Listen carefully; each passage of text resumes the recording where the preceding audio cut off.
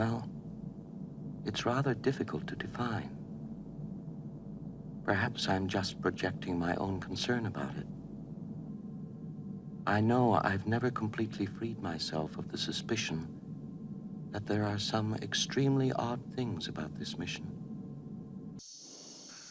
2001: A Space Odyssey. If you love this masterpiece of Stanley Kubrick, you've certainly watched it more than once. But are you sure you realize everything you see on the screen?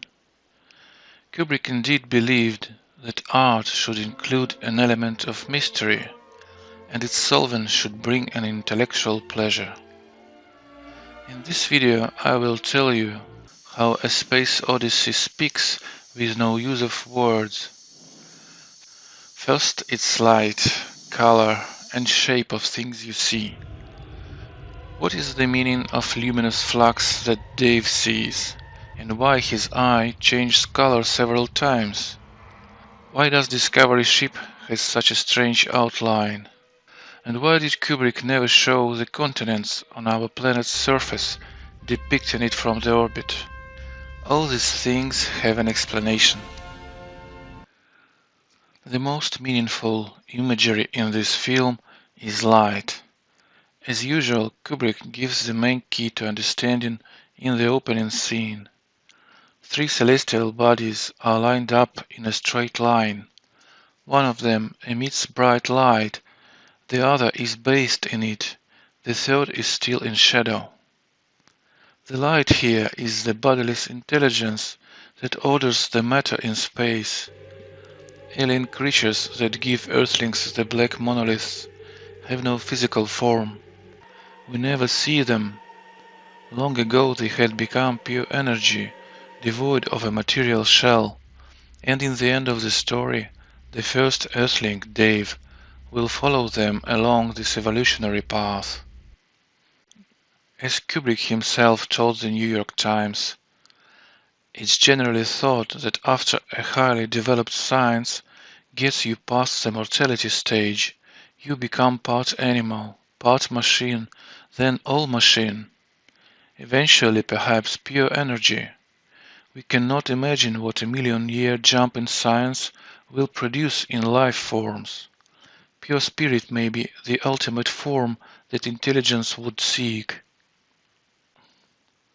By the way, these are not for sure the Sun, Earth and Moon. It can be any star with planets. This allegory refers generally to any life entity, which are divided into three types: unintelligent, the awakened intelligence, our own, and the ideal civilization of pure intelligence. When we see a primitive human, it is his dawn, and the light is faint. It gets brighter, it pours from the sky when the monolith appears. In the very first moment it stands in a patch of bright light before our ancestors. When human civilization reaches its peak, our entire planet is bathed in a bright glow. It's a corner of universe where intelligence dominates. The moon nearby is shined partly, which means that intelligence has only just begun to master it. The film is preceded by an introduction in total darkness, and it ends with several minutes of total darkness. In addition, there is an intermission of darkness in the middle, when the outcome of the fight between a man and the supercomputer is unclear. At the beginning and in the middle, the darkness marks the uncertainty, the absence of order. The darkness in the end means that we can't see what happened to Earth after Dave returned from his Odyssey. This is simply beyond human comprehension. It was buried 40 feet below the lunar surface, near the crater Tycho.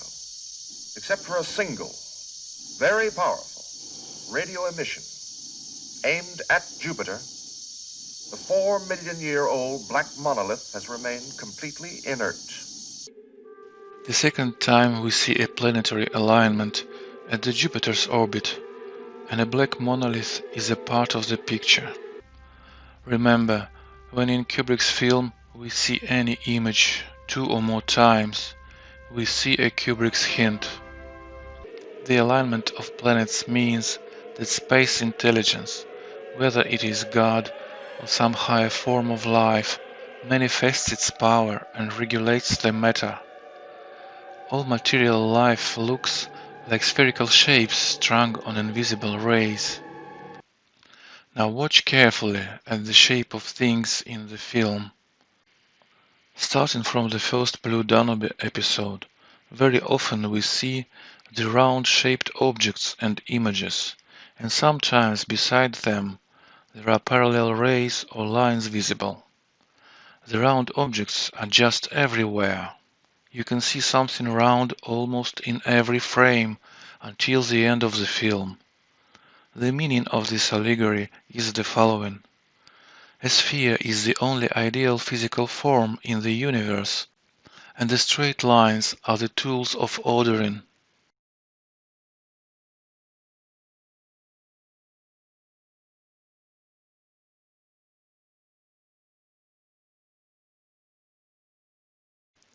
The Discovery starship combines a spherical and elongated straight shape. In fact, it's not the most convenient shape for a flying machine. It looks quite fragile. But it carries the hidden meaning. It is life that expands itself along the signal ray coming from Jupiter's orbit. Look at the shape of black monolith. It's also a bundle of perfectly straight lines directed towards the distant light. The similar director's technique of talking lines was used by Stanley Kubrick in The Shining. You can find a detailed explanation of it on my YouTube channel. You may have noticed that some human technologies in 2001 A Space Odyssey have got the features that resemble living creatures and even a human being. Note the portholes of flying machines that resemble the eyes. This indicates a connection between human-made things and their creator. A connection between the technology which gains its own electric brain and the biological life. Then hell appears, with the spaceship Discovery that it controls, and these techniques look a little different. Both hell and the ship and all its parts have only one eye. It is a reference to the ancient Cyclops, and a hint. The human-made creature is going to separate from its creator. It's turning into independent form of life.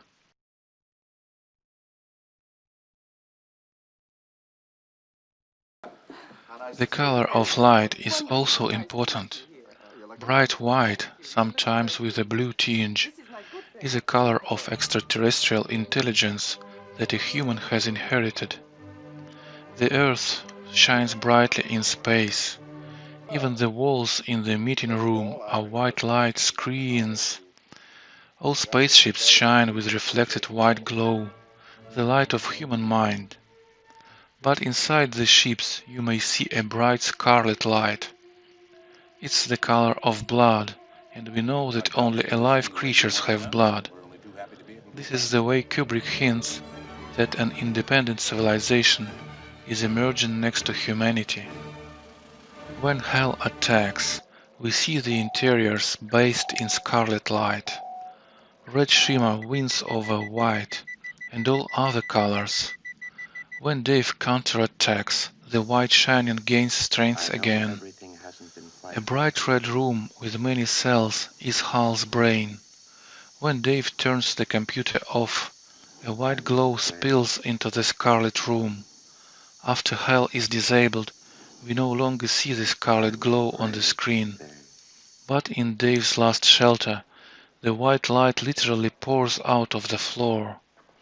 Dave is completely at the mercy of an alien intelligence, which helps him to turn into a bodiless type of life. The unhappy ending for human civilization would have been if not Dave but Hal would reach this place. It would easily say goodbye to the hard disk where it had lived and become a pure energy form of life to dominate in our solar system. When the star child is ready to be born, it is all light and nothing else.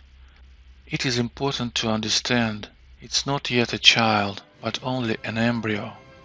According to Kubrick's idea, a future human, even a baby, cannot be visualized by a modern human. Meanwhile, the embryo has got the features of its ancestor, so it is possible to portray it. Let's go back to the moment when Dave sees a multicolor glow. This polychrome is a metaphor for many intelligent civilizations in the universe, connected by the system the black monoliths embody. This is the way Dave receives the knowledge about the universe collected by different pure energy civilizations, that is, the Big Bang, the formation of galaxies, and so on. It is as if he looks through their eyes, so his eye perceives things in colors metaphorically belonging to different civilizations, and his eye itself is shined with different colors, until it returns to the usual color, that is Dave's usual perception of the universe. Note that the multicolor glow is not reflected on Dave's helmet. It's not a simple light. Now let's look closely at the images of our planet.